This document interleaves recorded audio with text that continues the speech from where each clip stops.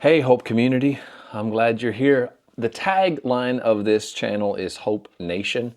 And I don't know if 33 subscribers at the time of this recording could accurately be called a nation, but we're working on it. I'm hopeful that we are going to build this channel into the thousands so that we can help bring a message of hope to people who desperately need it. And so I want to thank those of you early adopters taking a chance on this channel and on me. My name is Mark. If I haven't met you yet, thank you for watching this video. Thank you for clicking on the video, clicking on the link to watch it, and giving of your time to do that.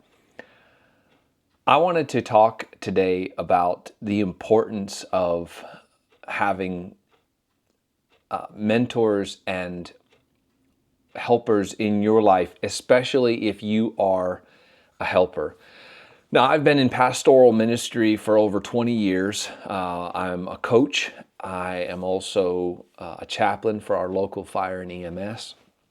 And I have worked with law enforcement, first responders. I'm in a community of pastors and leaders. And I've been watching, just like probably you have, how many of people in leadership just crash and burn. It's a high stress environment. The suicide rate, the divorce rate, the rate of depression, substance abuse, and just the general crash and burn is way too high in the community of people who give their life to help other people. It's strange, isn't it, that you can have a message of hope and help and find yourself in such a desperate circumstance. I remember hearing years ago that some of the funniest comedians on television and in movies and in stand-up had the darkest and most difficult backgrounds and lives. That was strange to me when I heard it, but it seems to be true. I remember how shocked everyone was when Robin Williams committed suicide. The man who made the world laugh. I don't care whether you like Robin Williams or not, the man was just straight up funny. And I've heard stories and testimonies from comedians sharing the darkness and pain in their past. And sometimes people who have devoted themselves to helping others, and people who have devoted themselves not allowing other people to face the pain that they've faced, are still fighting their own demons, and they're still fighting their own difficulties.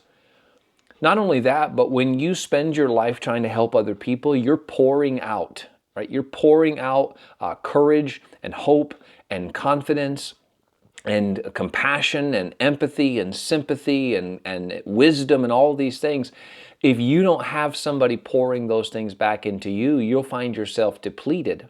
And I know people who, and I've been there, by the way, I have been in that situation where you pour out so much of yourself and you find that you're empty. But there are still people lined up waiting for you to pour back out a little bit more, to help them just a little bit more. There's always people who need help.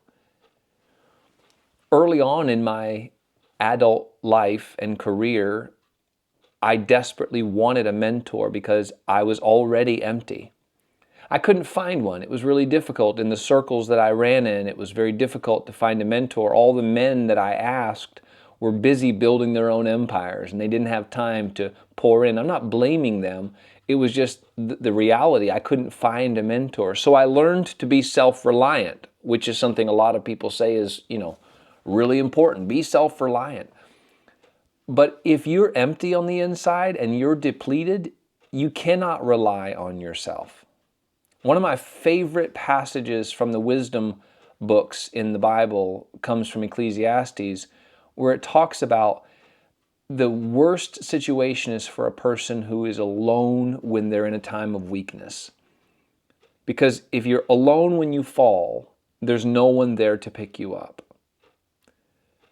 Leaders often are told we share our courage with others and we keep our fears to ourselves. And I think that's true, but it shouldn't be. A leader and a helper is not necessarily going to be transparent and vulnerable with the people they're trying to help, but they should have someone in their life that they can be vulnerable with and transparent with. And when you have that mentor relationship, that mentor-coach relationship, it shouldn't be, you should be able to let your hair down, you should be able to let your guard down, you should be able to take off the uniform and get help. They say doctors make the worst patients. I think that's probably true.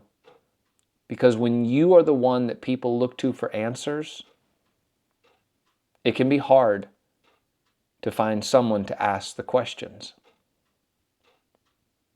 But I want to encourage you, dads, managers, first responders, military, pastors, counselors, don't ignore the danger of spending your life helping people and not having anyone in your life who helps you. We all need that. Don't give up finding someone, because when I learned to be self-reliant, it nearly destroyed me. And I'm grateful that in the last 4 or 5 years, I've found, my wife said, you got to find somebody. And I found 2 men in my life in different arenas, but 2 men in my life who speak into my life and who help me and encourage me. People that I can be transparent with. People that when I talk to them, the messaging that they get from me is different than what I give here on this channel or on my other social media profiles. It doesn't mean you're a hypocrite. You need somewhere where you can be the patient. You need somewhere where you can be the one getting help. Even helpers need helpers.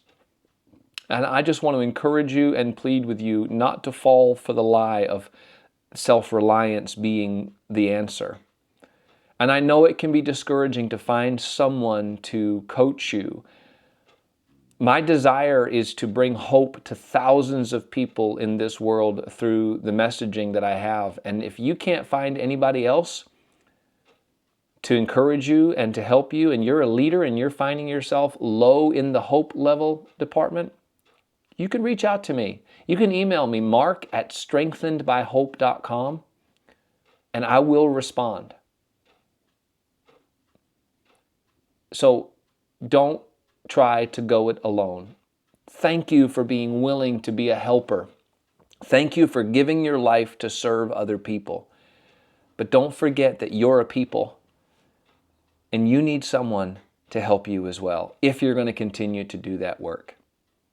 That's my challenge and encouragement for you today. Don't give up hope of finding a mentor, a coach, a counselor, a peer in your life who can breathe and speak strength and hope and health back into your spirit so you can continue to do the work that you're called to do. Let me know what questions you have. I'd love to get to know you better. Thanks for taking time to watch this video. I'll see you next time around.